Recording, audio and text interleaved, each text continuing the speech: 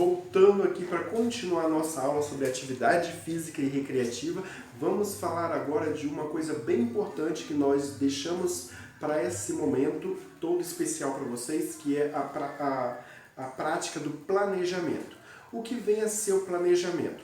O planejamento vai ser quando nós vamos olhar para o nosso paciente, vamos identificar no nosso paciente qual a necessidade do nosso paciente naquele momento. Se ele está precisando mais de um condicionamento físico, então a gente vai propor uma atividade que trabalhe a parte física do paciente. Se ele está precisando mais do desenvolvimento cognitivo, pois ele está tendo muito lapsos de memória, ele está apresentando sintomas de demência, então a gente tem que trabalhar essa parte da memória do cérebro dele, de estar trabalhando o cérebro dele, exercitando o cérebro dele, então a gente vai puxar para essa parte mais cognitiva. Agora, se o seu paciente está precisando mais de uma interação social, está se sentindo sozinho, está muito depressivo, a família está muito distante e você quer aproximar mais ele do seio familiar, então você vai simplesmente trabalhar com o lado mais social desse paciente. Agora, se você está vendo que seu paciente está muito triste, muito caidinho, não consegue mais dar nenhum sorriso, vamos trabalhar a parte mais recreativa, a parte mais pessoal, onde ele vai sentir-se mais feliz, vai sentir-se mais alegre através de brincadeiras, jogos, que levante o ânimo desse paciente. De preferência, como eu já falei, vamos trabalhar 2 ou mais áreas dessas de uma só vez. Mas para me planejar isso, agora que eu já sei que eu tenho que observar essas características no meu paciente, eu preciso me planejar da seguinte forma. A atividade que eu quero fazer, ela vai ser como? Vai ser uma atividade em local aberto ou em local fechado? A atividade que eu vou fazer vai ser somente o paciente e eu? Ou vai ter mais outras pessoas envolvidas na atividade? A atividade que eu vou fazer requer algum material que eu não tenho disponível na casa do meu paciente ou todo o material eu encontro na casa do paciente? A atividade que eu vou fazer vai necessitar de transporte para poder ir em algum local ou eu vou fazer em algum local que eu consiga estar levando sozinho o paciente, por exemplo, no playground do condomínio, numa área externa de onde o paciente mora, numa praça que esteja perto de onde ele mora, que ele consiga ir caminhando com o auxílio de uma cadeira. Aonde vai ser essa atividade? No dia dessa atividade, será que eu preciso observar a previsão do tempo e prever se vai estar chovendo ou fazendo sol? Pois imagina se eu quero fazer uma atividade numa praça, aquela praça arborizada ou aquele parque, porém no dia vai estar chovendo. Tem como fazer essa atividade neste local?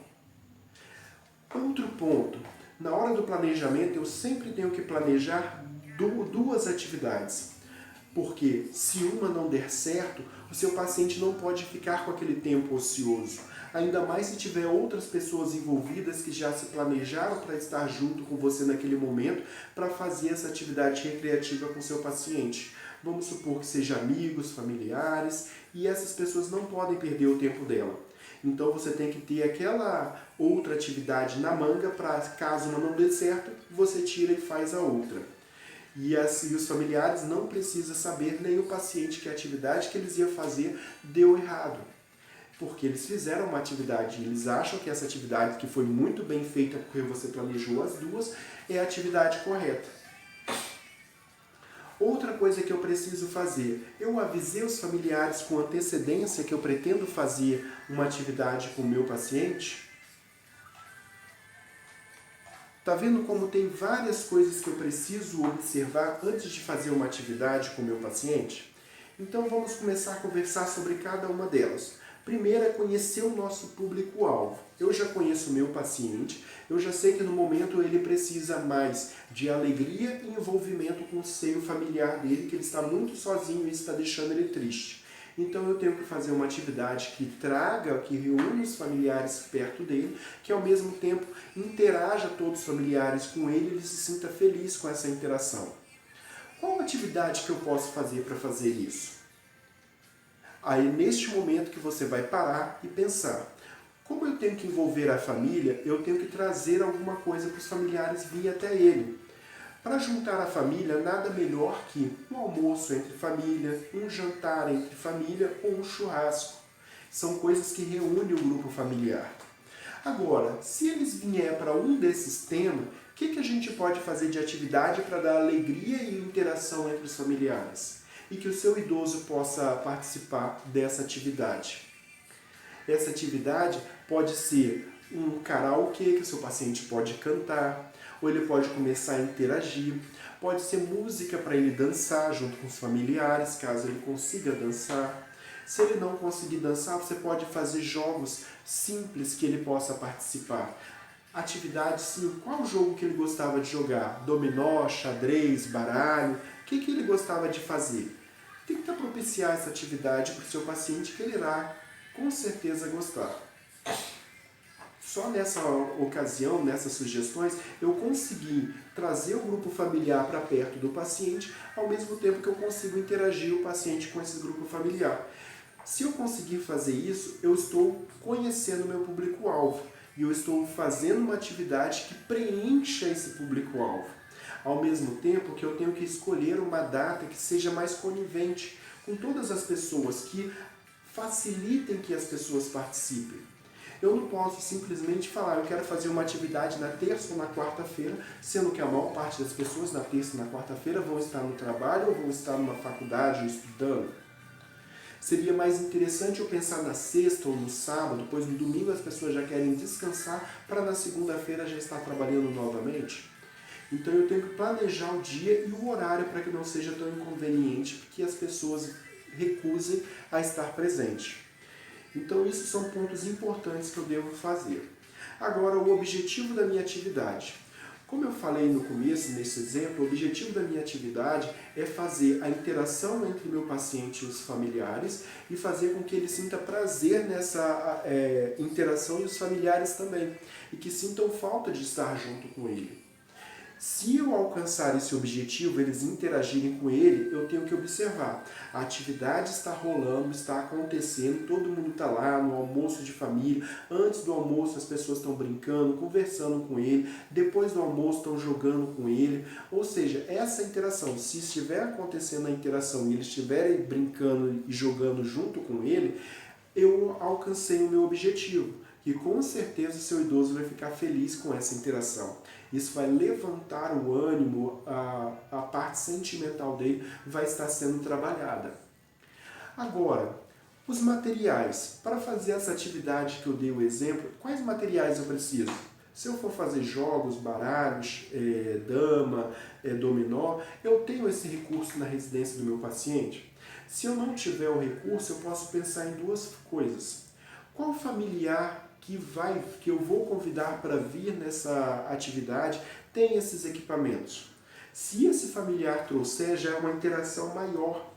Vai demonstrar para o paciente que a pessoa se importa com o gosto dele, que a pessoa quer fazer uma atividade com ele. Você pode muito bem falar com um familiar que não seja o mais próximo, aquela pessoa que te contratou, que traga o material. Ou você simplesmente, se não quiser pedir alguém para trazer o material, você pode conversar com antecedência com a pessoa que te contratou e falar com ela se ela tem se há a possibilidade dela adquirir, fazer a compra desse material. Isso seria o recurso necessário para a utilização. Agora, outra coisa que eu preciso fazer. Em qual local eu vou fazer essa atividade? Se eu quero fazer um almoço de família, vai ser para quantas pessoas? Dependendo da quantidade de pessoas, eu vou ter que saber em qual local essa atividade vai ser melhor desenvolvida. A casa do paciente é de que tamanho? Dependendo da casa do paciente, eu posso fazer na própria casa ou no apartamento. Se o apartamento for um pouco pequeno, eu também posso reservar o salão de festas. Se for no edifício, podemos fazer no playground. O paciente gostava muito de ir na praia, os familiares gostam muito de ir na praia, por que a gente não faz um churrasco na praia? Levamos todo mundo para a praia e fazemos uma interação com o paciente lá na praia. Num clube, perto da piscina.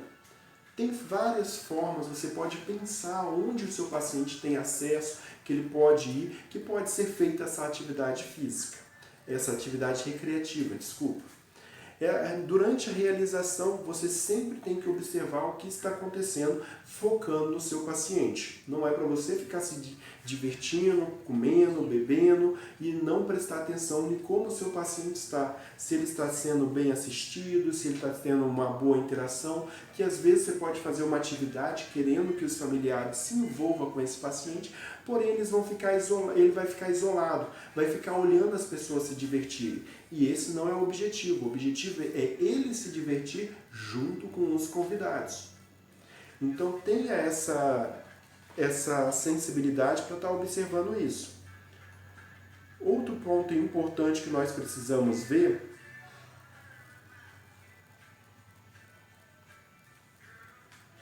é que essas atividades recreativas que você vai propiciar ao seu paciente, ela tem que promover alguma coisa. E esse alguma coisa vai depender da atividade que vai ser feita, como foi dito. E quais exemplos de atividade eu posso fazer para um idoso? Você consegue me responder?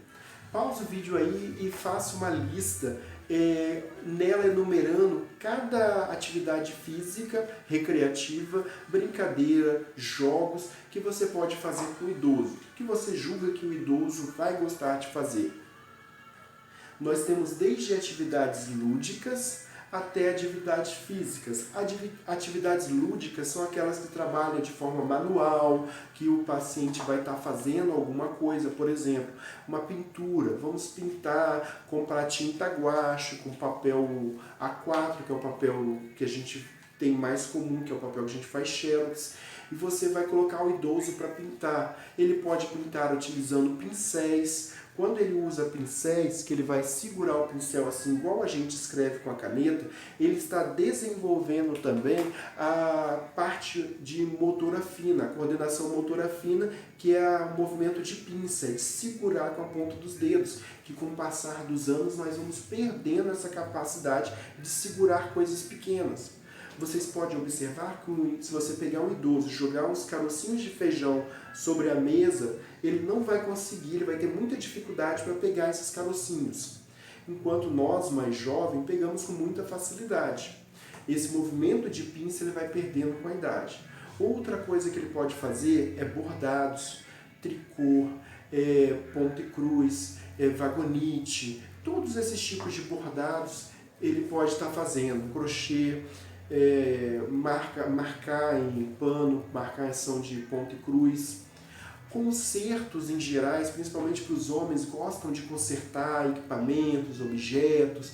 Deixa eles consertarem, eles vão estar fazendo um serviço manual. Isso dá prazer para eles e desenvolve a mente, que ele vai ter que raciocinar uma forma de consertar o eletrodoméstico.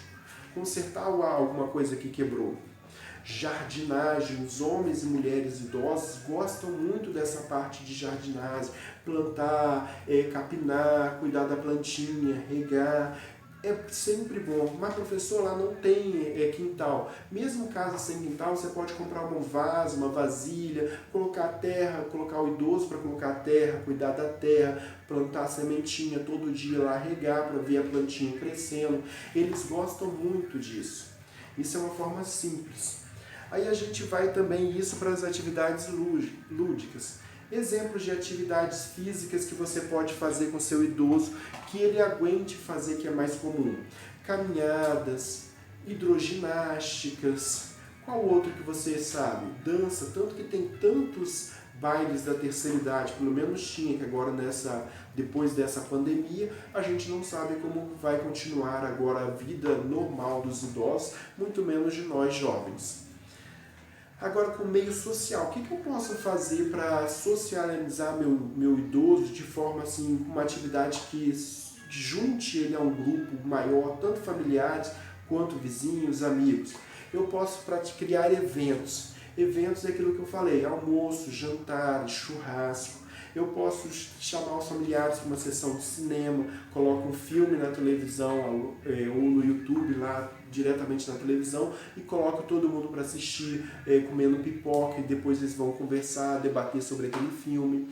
Posso fazer passeios em parques, posso fazer passeios na praia. Nesse passeios na praia a gente pode jogar alguma coisa com o idoso, colocar karaokê para cantar, para interagir com esse idoso.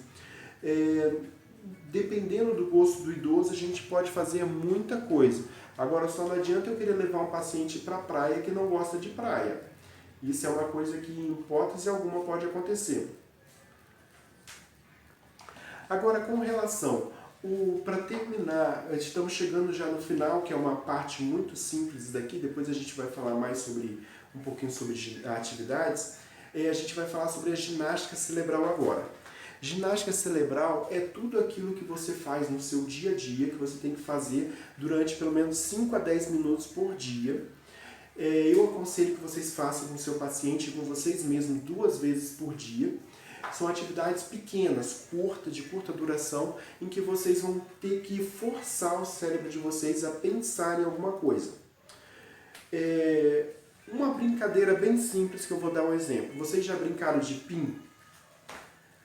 PIN consiste em que toda vez que for o número, por exemplo, o mais simples, quando for múltiplo de 2, você fala PIN. Quando não for, você fala o número. Por exemplo, 1 PIN, 3 PIN, 5 PIN, 7 PIN, 9 PIN, 11 PIN.